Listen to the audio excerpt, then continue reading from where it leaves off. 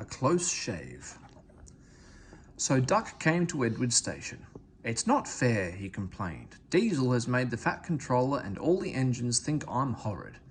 Edward smiled. "I know you aren't," he said, "and so does the Fat Controller. You wait and see." Duck felt happier with Edward. It helped him with his trucks and coaches, and sometimes helped foreign engines by pushing their trains up the hill. But Gordon, Henry, and James never spoke to him at all. One day he pushed behind a goods train and helped it to the top. "Peep, peep, goodbye," he called, and rolled gently over the crossing to the other line. Duck loved coasting down the hill, running easily with the wind whistling past. He hummed a little tune. "Peep, peep, peep." "That sounds like a guard's whistle," he thought, "but we haven't a guard." His driver heard it too and looked back. "Hurry, Duck, hurry," he called urgently. "There's been a breakaway. Some trucks are chasing us." There were 20 heavily loaded trucks. "Hurrah, hurrah, hurrah," they laughed. "We've broken away, we've broken away, we've broken away." And before the signalman could change the points, they followed Duck on to the down line. "Chase him, bump him, throw him off the rails," they yelled, and hurtled after Duck, bumping and swaying with ever-increasing speed. The guard saved Duck. Though the trucks had knocked him off his van, he got up and ran behind, blowing his whistle to attract the driver's attention. "Now what?" asked the fireman. "As fast as we can," said the driver grimly. "Then they'll catch us gradually." They raced through Edward's station, whistling furiously, but the trucks caught them with a shuddering jar.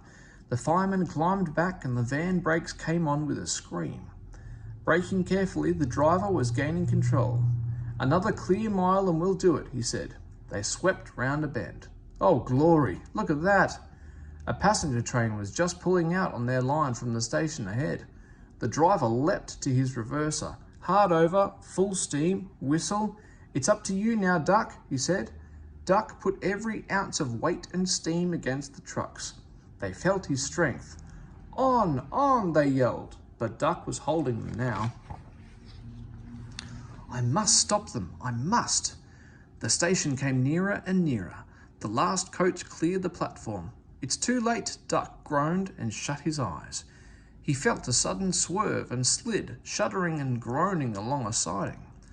A barber had set up shop in a wooden shed in the yard. He was shaving a customer. There was a sliding, groaning crash and part of the wall caved in. The customer jumped nervously, but the barber held him down. "It's only an engine," he said calmly, and went on lathering. "Beg pardon, sir," gasped Duck. "Excuse my intrusion." "No, I won't," said the barber crossly. "You've frightened my customers and spoiled my new paint. I'll teach you." And he lathered Duck's face all over. Poor Duck. They were pulling the trucks away when the Fat Controller arrived. The barber was telling the workmen what he thought. "I do not like engines popping through my walls," he fumed. "They disturb my customers." "I appreciate your feelings," said the Fat Controller, "and will gladly repair the damage. But you must know that this engine and his crew have prevented a serious accident. You and many others might have been badly hurt."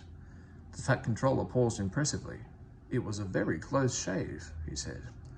"Oh," said the barber. "Oh, excuse me." He ran into his shop, fetched a basin of water, and washed Duck's face. "I'm sorry, Duck," he said. "I didn't know you were being a brave engine." "That's all right, sir," said Duck. "I didn't know that either." "You were very brave indeed," said the Fat Controller kindly. "I'm proud of you. I shall tell the city of Truro about you next time he comes." "Oh, sir." Duck felt happier than he had been for weeks. "And now," said the Fat Controller, "when you are mended, you are coming home."